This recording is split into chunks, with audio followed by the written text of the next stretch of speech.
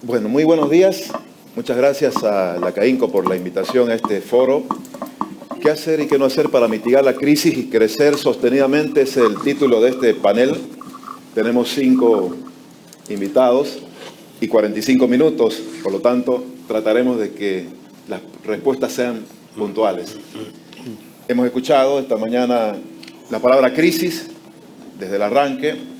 Hemos escuchado otras palabras como subsidios a los carburantes, hemos escuchado otras palabras como escasez de divisas, y de eso vamos a tratar de hablar hoy con nuestros 5 panelistas. Por supuesto, la bienvenida especial a los visitantes del exterior. Y vamos a comenzar el panel con la intervención de Cristóbal Roda, ingeniero Cristóbal Roda. Como que hoy se ha escuchado de manera ya más vehemente y contundente la palabra crisis. Estamos en crisis, han dicho inicialmente el presidente de la CAINCO y, por supuesto, un estudioso del tema como Pablo Mendieta. Por otro lado, tenemos la posición de que no es crisis, sino un momento de adversidad solamente, dice el gobierno, y lo niega. Niega la existencia de una crisis. Ahí, ingeniero Cristóbal Roda, quisiera conocer su percepción. ¿Hay crisis? Y si hay crisis, ¿cómo hemos llegado hasta aquí? ¿Y qué están haciendo los empresarios para mitigar esa crisis? Bueno, gracias Tufi y muchas gracias CAINCO por la invitación a nuestros expositores. La verdad que muy bonito escuchar y da envidia ver los resultados paraguayos. Nosotros lamentablemente hemos perdido una época de oro con logros muy pequeños. Llegamos a tener reservas netas de 17.000 millones de pesos y hoy día estamos bordeando los 300, 500 millones de dólares solamente. El sector privado es muy dinámico. Y en mi sector, que hoy día estamos atacando el tema de combustible, es un tema medular, causante de uno de los problemas concentrados hoy en Bolivia. La subvención de los hidrocarburos y la falta de combustibles y de la producción local. El sector azucarero hoy día está de pantalones largos. Hemos aprendido. Y hemos aprendido no porque seamos grandes tipos, sino porque hemos mirado qué es lo que se hace en los países vecinos. Nosotros en el anterior gobierno pudimos convencer al Estado de la introducción de los biocombustibles. En vez de sacar $1, invertirlo el dólar en el país. Y basta ver lo que hizo Brasil en la época del 70, Paraguay, que hoy día tiene una mezcla, una composición nacional en la mezcla de los carburantes del 25%. Brasil está en 27, tiene la meta de llegar al 30. La India hoy día está con el 10 y quiere llegar al 20% en el año 25. Pero que no se traduce solamente en una mezcla de alcohol a las gasolinas. Se traduce en generar energía eléctrica adicional con un recurso como es el bagazo. ¿Y qué significa esa generación de energía? Significa un ahorro de gas para el Estado boliviano. Un gas que se lo vende a las termoeléctricas a $1.30 versus 6, 7, 8, 9, 10 dólares que se exporta. Entonces ahí hay un complemento entre lo que es el agro, la producción azucarera que fuera de abastecer un mercado interno también genera unas divisas, la generación eléctrica y la inversión en el país. Porque hoy por hoy que tenemos una mezcla del 10% representa alrededor de 150 millones de dólares de ahorro en las divisas. Ahora, ¿hacia dónde podemos ir? Fácil, duplicar. Duplicar, podemos llegar al 20% de mezcla. Paraguay está en el 25%. ¿Eso qué significa? Un ahorro de 300 millones de dólares. Permítame, ¿verdad? ingeniero, se ha hablado de una importación de 4.000 millones de dólares en combustibles. ¿El etanol en qué plazo de tiempo podría constituirse una alternativa de solución a este problema de subsidio? De esos 4.000, el etanol puede significar entre un 15 al 20% de ese ahorro en la gasolina, que es una relación directa, ¿verdad? Nosotros podemos llegar al 20%. Entonces, existe las condiciones. Tenemos un país, un medio, una agricultura, un clima. Tenemos todas las condiciones que tienen los países vecinos. Pero ¿por qué no llegamos? ¿Por qué nos cuesta? ¿Verdad? Y la respuesta es de que desde que introducimos el programa, ¿cómo ha costado convencer al gobierno de que este es un proyecto viable? ¿Verdad? 4 años tratando de pedir una planificación de mediano plazo ¿verdad? Decirnos qué piensan para hacer las inversiones en el momento oportuno. Hoy la desesperación nos dicen queremos subir al 13, ya no hay la superficie que deberíamos tener plantada por una falta de previsión. Entonces, esa simbiosis de trabajo entre el gobierno y el sector privado, hoy lamentablemente no la tenemos. Sin embargo, vamos a apostar porque el sector privado, sabiendo inclusive de esa problemática, nosotros vamos a seguir invirtiendo. Gracias, ingeniero. Ingeniero Carlos Kempf, hemos visto la descripción del problema argentino con 4 tipos de crisis que se han juntado básicamente.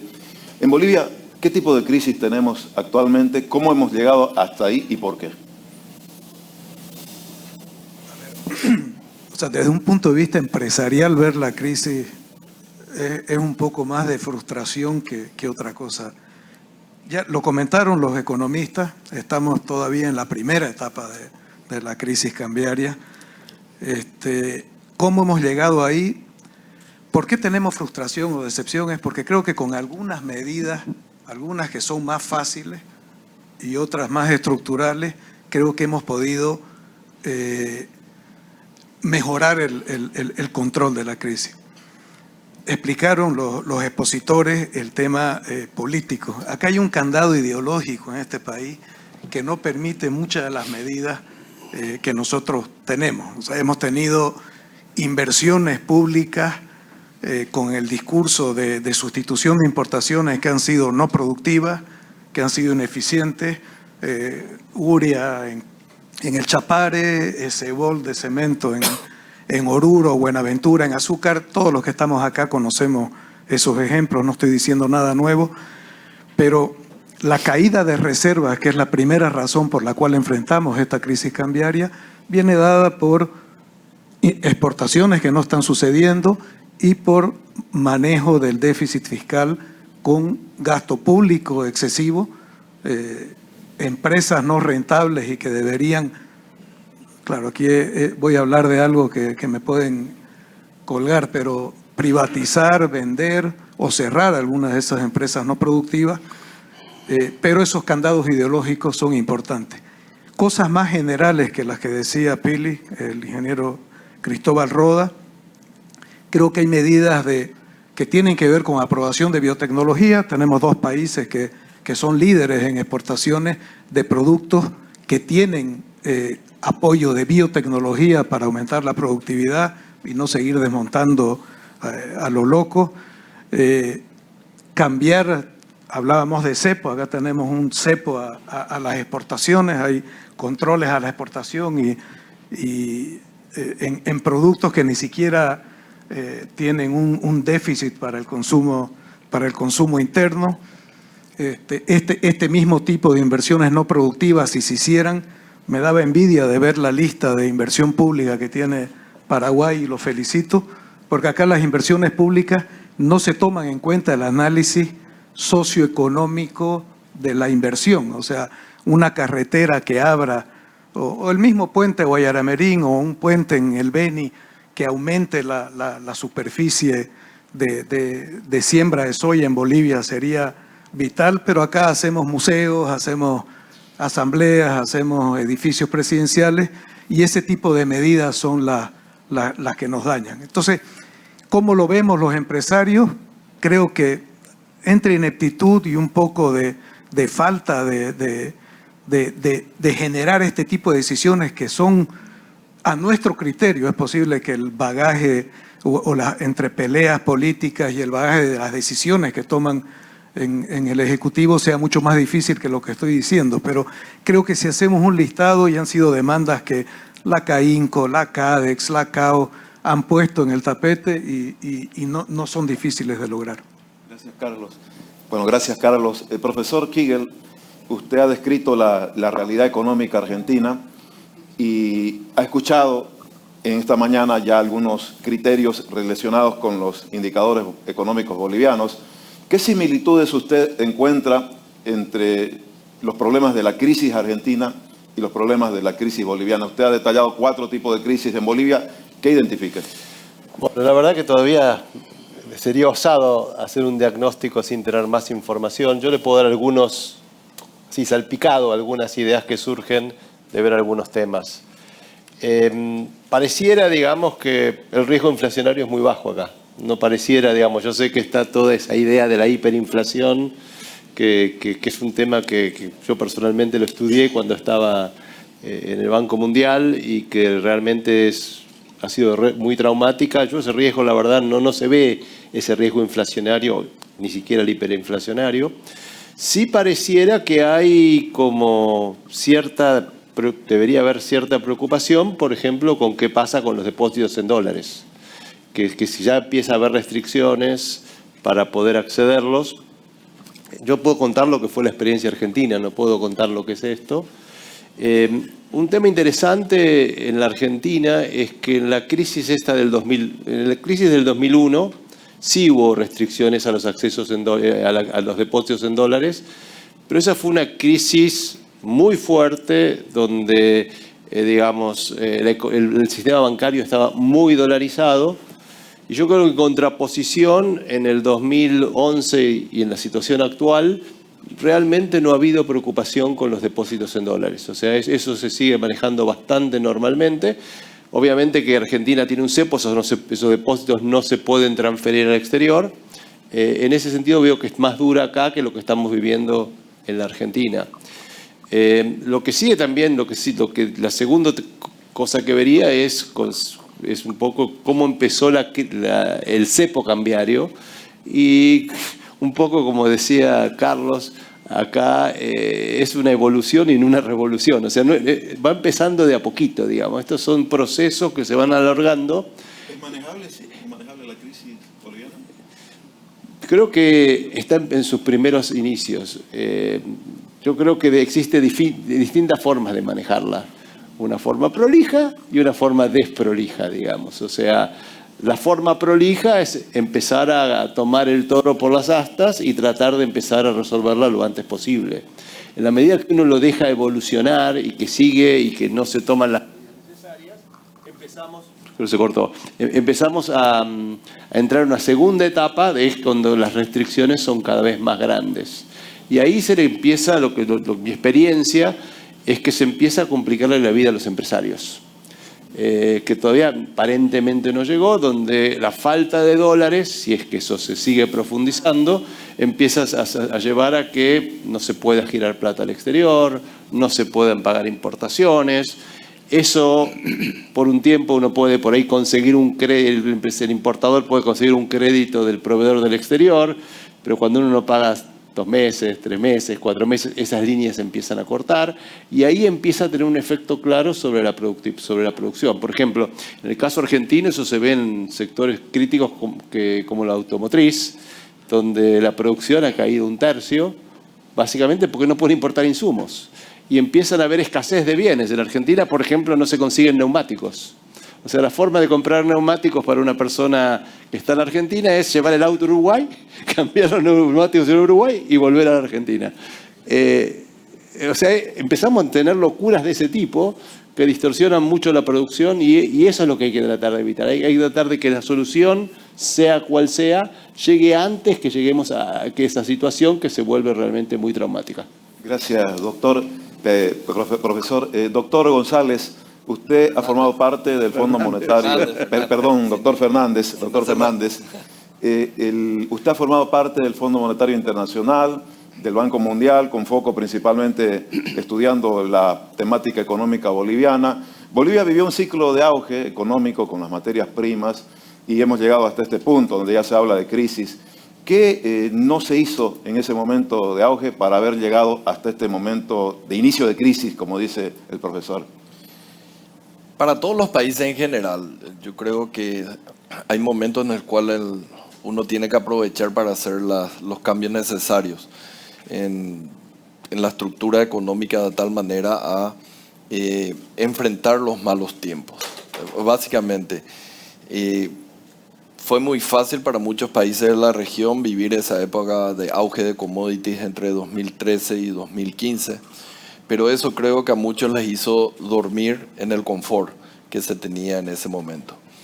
Y después cuando se vuelve, digamos, a una realidad un poco más dura, porque tampoco no es que los precios de los commodities ahora están tan mal como era antes de los años 2000, se sufre en demasía, Entonces, la lección yo creo que uno tiene que aprender es lo que decía antes, no pierdas el rumbo, no importa cuál es el tiempo que te toca vivir, sea muy bueno o sea muy malo, hay que persistir en el rumbo de una política macroeconómica, en este caso yo enfatice mucho más sostenible y mucho más responsable, de tal manera que podamos usar en los buenos tiempos para ahorrar y desahorrar en los malos tiempos. Pareciera ser que es muy fácil desde el punto de vista teórico. En la práctica no es muy fácil. Pero como dije anteriormente, acá tiene que haber un compromiso también de toda la sociedad. La gente tiene que entender. Es imposible mantener un rumbo o hacer reformas necesarias si la sociedad no está convencida. Lógicamente yo no les puedo decir cómo ustedes tienen que convencerle a toda la sociedad de tal manera que ese es el camino correcto. En el caso de Paraguay, bueno, tuvimos esa cohesión como sociedad de empezar a hacer bien las cosas en ese año 2002, cuando caímos en default selectivo inclusive. O sea, nosotros llegamos a estar en una situación de default más parecido a nuestros vecinos del sur que a lo que es ahora Paraguay. Pero convertimos esa crisis en una oportunidad. Ahí la gente empezó a entender, no podemos continuar así. Entonces, a veces la crisis nos abre las puertas a las reformas y a hacer bien las cosas. Yo no es que le deseo a Bolivia que entre en una crisis de tal profundidad, mucho mejor es empezar a tomar los medicamentos antes de irte a la UTI. Entonces, ojalá que acá se empiecen a hacer en este momento, antes de que las cosas sean peor, las medidas que inicialmente, como dice Miguel, nosotros ayer cuando estábamos en la cena y el spread que existe 10%, y ahí tenés dos caminos. Ajustarlo, que va a ser relativamente fácil, creo que coincidimos con Miguel, al lado de lo que son los spreads de otros, o continuar y terminar como Argentina en un 100% de spread. Y ahí es insostenible. Están a tiempo. Yo tengo una visión optimista de que ustedes como sociedad van a poder encontrar el camino correcto. Gracias, doctor Fernández. Doctora Centellas, ya desde la perspectiva de las empresas, el contexto de adversidad, ¿cómo la están viviendo? ¿Cómo están viviendo esta coyuntura de crisis? ¿Cuáles son los problemas que usted detecta de las empresas específicamente? Primero, muy buenos días a todas y a todos. Agradezco la invitación de CAINCO y me siento halagada de estar en este panel y escuchar a expertos en economía. No soy experta en economía, pero sí me desempeño en el rubro farmacéutico, que es el que en la pandemia ha sido uno de los rubros que no ha caído, sin embargo ha tenido que ser transformado. En esta crisis, ¿cómo ha afectado a la industria farmacéutica principalmente? Les escuchaba toda parte de la mañana y sí, un punto muy importante ha sido la escasez de los dólares, la escasez de las divisas y cómo ha sido este efecto, ha sido en el tema de que al no tener las divisas, la comisión a la transferencia ha subido para hacer nuestras compras de materia prima y esto de lo que era considerado en un estado de resultados un gasto financiero, ahora se volvería parte del costo del producto o del servicio y esto llegaría a impactar en el precio, por lo tanto, a quien afecta a la sociedad. Otro punto que vemos es precisamente la repercusión sanitaria. A nivel mundial ha habido principalmente un efecto en la cadena logística, en el abastecimiento de materias primas. La industria farmacéutica boliviana es más del 90% importadora de sus materias primas. Por lo tanto, esta crisis ha hecho que los costes aumenten, por lo tanto también tendría que impactar en el precio. Y un flagelo que a todos los rubros también afecta, pero a la industria farmacéutica representa más del 15% de su mercado, es el contrabando. Y el contrabando no solo afecta económicamente, sino también a la salud de todos y todas, porque no sabemos, lamentablemente, cómo un medicamento puede llegar a tener la actividad con la que fue diseñado. Bueno, estos son los 3 o 4 principales puntos que hemos visto como apremiantes, pero ¿qué estamos haciendo para contrarrestar? Porque así como nos dice el licenciado Carlos, estamos en esa línea, queremos apuntar a que tenemos que salir adelante y lo vamos a hacer a través de planes, ya no a largo plazo, sino a corto y mediano plazo, basados en información de mercado principalmente. Y en el rubro farmacéutico, en ver la necesidad de las enfermedades prevalentes actuales, de ver qué necesidad tiene nuestro cuerpo médico para poder atender las nuevas se han agudizado algunas enfermedades como la salud mental. Entonces vamos a ser resilientes, vamos a transformarnos y también vamos a entrar a lo que también han expuesto a la era digital, ¿no? En la pandemia nos hemos vuelto, hemos hecho nuestra plataforma e-commerce y no solamente la industria farmacéutica, sino todos nos hemos dado el paso más grande de lo que teníamos que dar o de lo que estábamos pensando hacer. Entonces pensamos que con esto y haciendo alianzas entre todas las empresas bolivianas vamos a poder no llegar al fondo, no queremos, sin hablar mal, no queremos llegar como la Argentina, sino más bien quisiéramos ir por el camino del Paraguay, que es lo que el licenciado nos ha mostrado. Bueno, muchas gracias. Tenemos tiempo para una segunda ronda de preguntas y respuestas, en la medida de lo posible puntuales, por favor. Y lo vamos a hacer volviendo desde usted hasta terminar con el ingeniero Roda. Pero vamos con el doctor Fernández. Usted conoce y ha estudiado mucho el oriente boliviano, destacaba al comienzo de su presentación cómo ve Santa Cruz desde la perspectiva económica, muy similar, por supuesto, en algunos aspectos a Paraguay. ¿Qué victorias tempranas usted recomendaría en esta situación actual de comienzo de crisis? Las victorias tempranas es que el ajuste va a ser mucho menos doloroso que hacerlo después cuando, digamos, se llega a una situación más como para la Argentina. O sea, son victorias tempranas ir ajustando, digamos, el precio de algunos subsidios, por ejemplo. La cotización de la moneda norteamericana de tal manera a reajustar los precios relativos y lógicamente empezar a planificar a futuro qué hacer con todas esas empresas que se han creado a lo largo de este tiempo. Ayer justamente comentaba en la cena de que tuve el privilegio de ir a comer los primeros quesos que se habían originado con la nueva empresa Lactobol o algo así creo que se llama, ¿verdad? O sea, una empresa estatal produciendo queso, yogur y eso no tiene sentido. O sea, yo creo que hay muchas necesidades en salud, en educación, en seguridad y en infraestructura. Ahí se tiene que comenzar el gobierno y bueno, reenfocarse ahora es mucho más fácil. Ese es un low hanging fruit antes de que empiece o empeore la crisis. Gracias. Profesor Kigel, usted ha descrito las características de la crisis del 2001 y 2011 en Argentina muy detalladamente, pero desde la perspectiva de las empresas específicamente, ¿cómo las ha impactado esta crisis y cómo han hecho para sobrevivir las empresas en Argentina? Bueno, hay distintos tipos de empresas. O sea, esta crisis, la existencia de este control cambiario y sobre todo controles a las importaciones le ha dado cierta protección a ciertas industrias de la Argentina.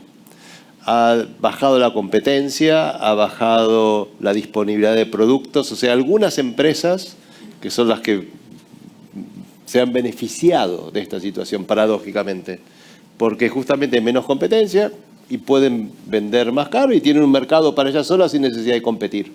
O sea, en ese sentido, esas empresas se han beneficiado. Otro grupo de empresas, que son las que dependen de los insumos importados, la han pasado muy mal. Porque no pueden importar, porque tienen dificultades para conseguir los insumos, no solamente porque a veces los dejan importar, pero no les dejan girar los fondos, con lo cual tienen que empezar a pedir crédito y a buscar un montón de artilugios para poder pagar al exterior. O sea, ha sido una cosa bastante mixta, pero claramente las empresas chicas más locales tienen una ventaja muy grande respecto de las multinacionales, que son mucho más lentas para reaccionar. O sea, las empresas locales dentro de todo han podido sobrevivir. Obviamente que no es el mejor entorno, no permite crecer, no permite invertir, sobreviven. Pero desde el punto de vista macroeconómico, que es probablemente lo que le interesa, la gente sufre porque no hay inversión, porque no entra plata, porque no hay nuevos productos. O sea, es una supervivencia, como en inglés nosotros decimos, es como una situación de aguantar. Y aguantan, no mejoran. Muy bien, gracias. Ingeniero Carlos Kent, se ha mencionado en esta mañana el problema de la falta de disposición de divisas, el tema del dólar que ha marcado el comienzo de este año y la mitad prácticamente. ¿Qué estrategia usted conoce que están tomando las empresas bolivianas para encarar este problema de falta de divisas?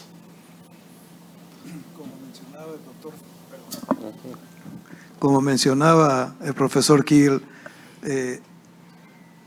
pierden foco porque están ahora concentrándose en tratar de salir de este problema. Ahorita el spread es solo el 10%, cobran los bancos, ya lo comentaba María René, entre el 7, 8, 9%, dependiendo del momento, han estado cobrando para transferir dinero al exterior. Eso va directamente a un aumento de precio porque están protegiendo su margen. No sé el efecto que vamos a tener en inflación porque hay que ver la cascada de aumentos de precios que vamos a tener en varios de los productos que se han importado. Una cosa positiva es que el contrabando ha bajado porque los mismos contrabandistas no están encontrando divisas tan fácilmente como antes. Pero en el caso de las empresas formales, la pérdida de foco hace que también haya pérdida de competitividad, que después estén transformándose en administradores para buscar estos recursos para conseguir importar insumos. Eso es lo que está pasando en este momento con las empresas. Ahora, medidas estructurales sobre eso yo no veo, y si no hay medidas estructurales, esto debería ir en este camino que ya mencionó el profesor Kiel. Gracias, Carlos. Gracias, Carlos. Ingeniero Cristóbal Roda, estamos en Santa Cruz y el motor económico prácticamente del país, ¿cómo se define? Sí, hola. El motor económico del país prácticamente, ¿cómo se define? ¿Me presta su micrófono? Bueno, sí, gracias. Estamos en Santa Cruz, el motor económico del país. ¿Cuál puede ser el aporte de Santa Cruz a la recuperación de la economía boliviana en un momento marcada por precisamente la crisis de divisas? A ver, Tufi, 34% del PIB nacional es de aquí. Ya tenemos un componente y ya somos demasiado importantes para este país. Pero existen 5 sectores en la economía de gran efecto de un movimiento económico que puedan repercutir en una recuperación económica. Ahí requerimos de una rápida evolución para volver nuevamente a los niveles de exportación e ingreso de divisas. El primero es el gas. El gas, ya sabemos todo cómo estamos, y una recuperación desde la parte exploratoria hasta la subsiguiente son 3, 4, 5, 6, 7 años.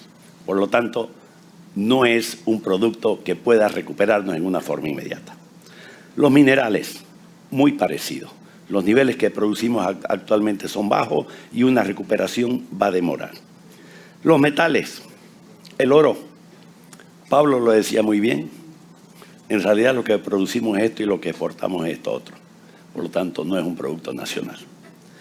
El litio. El litio es nuestra lotería. No sabemos qué puede pasar y si es que lo vamos a ganar. Pero existe un sector que y lo vemos en los países vecinos, ha permitido sostener crisis severas en los países vecinos, y es el agro. La Argentina, las exportaciones de soya sostenieron una retención del 30-32%. Brasil, el agribusiness, es algo impresionante. Últimamente el presidente Lula le está dando un respaldarazo al agro en forma abismal. Y Bolivia hoy día tiene la ventaja de que es un sector que puede recuperarse, a ver, vamos a exagerar, en la próxima cosecha. Tenemos sectores, tenemos el clima, tenemos el suelo, tenemos un know-how. Es decir, ya tenemos una experiencia, un bagaje de conocimiento capaz de poder reactivarla, ¿verdad? Le doy un ejemplo. Las exportaciones de cárnicos. Hace 5 años se exportaban 15, 16 millones de dólares. El año pasado, 187 millones de dólares. Tenemos un hato, tenemos genética, tenemos campo. Todas las condiciones están. ¿Qué es lo que nos hace falta? Una política orientada hacia ese sector, ¿verdad? Hacia ese objetivo. Que no nos corten las exportaciones. Estamos en el mejor momento y nos paran. Que porque el mercado interno, que porque las divisas, que el control de acá, que una serie de cosas. ¿Cómo es posible que de alguna manera nos pongan trabas donde estamos creciendo? Entonces, considero que el agro, en el caso boliviano y fundamentalmente en el caso cruceño, es el futuro inmediato para reactivar una economía rápida. Gracias. Doctora Centellas, para cerrar este panel, usted representa una compañía internacional, ha participado en foros internacionales, hemos escuchado hoy día el problema del aumento del riesgo país en Bolivia. ¿Qué puede hacer el país para recuperar la confianza de las empresas extranjeras que deberían venir a invertir a Bolivia? Bueno, tendría que, sí, como Laboratorios Bagó, como el Grupo Bagó, ¿cómo ven a Bolivia? ¿Cómo se la ve? Y es, bueno, en una crisis, pero que podría ser mitigada a través de, principalmente de dar una seguridad jurídica, de poder dar confianza de una inversión extranjera y a la vez, como estamos en crisis mundial, vemos como hacer un negocio sostenible, o sea, llevarnos hacia la sostenibilidad, llevar que todas las empresas tengamos no solamente la rentabilidad, sino unirnos para hacer el bien a la comunidad y también al medio ambiente. O sea, es el camino que nos da la Casa Matriz, nos dice cómo vamos a poder enfrentar la crisis boliviana, y no solo boliviana, sino de todos los lugares donde se desarrolla, es a través de hacer un negocio sostenible y también de hacer alianzas público-privadas, de lo que también se ha hablado el día de hoy, de que no solo seamos la empresa privada o no sea solo el sector público, sino de una vez veamos hacia adelante para no llegar a tocar fondo. Bueno, muchísimas gracias. Así hemos concluido este panel de acuerdo al programa, los 45 minutos. Y como decía al comienzo, el presidente de la CAINCO esta mañana tiene que marcar el rumbo hacia la Bolivia que queremos realmente en función de lo que es una hoja de ruta que se puede delinear al final de este foro. Así que muchas gracias a los 5 panelistas, muchas gracias por la atención. Entiendo que hay una pausa. Gracias. Aplauso para ellos.